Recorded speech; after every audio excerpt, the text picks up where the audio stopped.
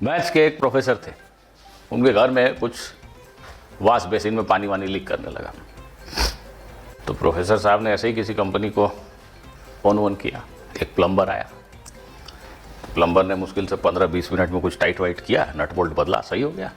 Professor साहब ने कहा कितने पैसे, बिल। प्लम्बर ने जो बिल बताया उसको देख के उनके होश उड़ गए। प्रोफेसर साहब बोले अरे ये तो मैं महीने में जितना कमाता हूँ उसका 1/3 है, इतना ज़्यादा बिल।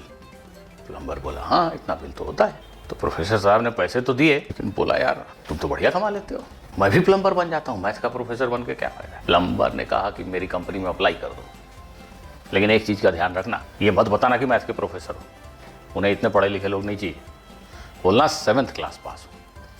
वहाँ रूल है हमारी कंपनी में कि 7th क्लास से ज़्यादा जो पढ़ा है उसको नहीं रखते। तो प्रोफेसर साहब बोले ठीक है, अच्छा जोक बहुत मुश्किल है समझना, ठीक से सुनना नहीं तो मज़ा नहीं आएगा।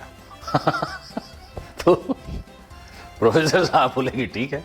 गए इंटरव्यू दे के आए, बताए कि भाई मैं 7th क्लास तक पढ़ा हूँ, उनको जॉब मिल गया प्लम्बर का। फिर कुछ समय के बाद कंपनी ने डिसाइड किया कि हमारे प्लम्बर सभी जगह जाते हैं, हर तरह के लोगों से मिलते हैं, इनको थोड़ा ज़्यादा पढ़ा लिखा होना चाहिए, इनको 8th क्लास तक तो पढ़ा लिखा होना चाहिए। तो उनके जितने प्लम्बर थे सबको बुला के क्लास लगवाई।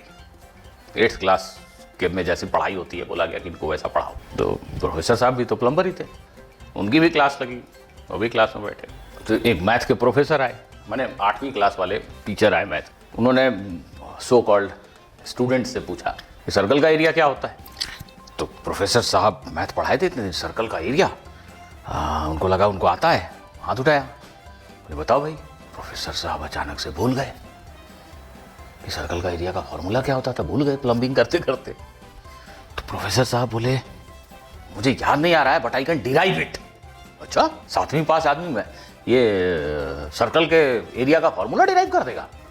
तो जो टीचर पढ़ाने आए थे बोले भाई आइए डिराइव की। तो प्रोफेसर साहब ने डेरिवेशन शुरू किया, ऐसे रिंग विंग लिए जैसे हम लोग लिए थे, रिंग लिए dx विड्थ का, इंटीग्रेशन लिखे कुछ, लिखे area will be equal to 2πx dx, और ऐसे इंटीग्रेट कर रहे थे, x changing from r to 0, ऐसा कुछ कर रहे थे। तो उनका आंसर आता था -πr²। उनका आंसर -πr² आया तो हड़बड़ा गए, एरिया निगेटिव।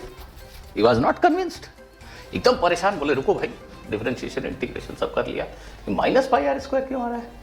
जो बाकी उनके कोलीग बैठे हुए थे उनमें से कुछ लोग धीरे से बोले हेलो इंटीग्रेशन की लिमिट उल्टी लिखी हुई है।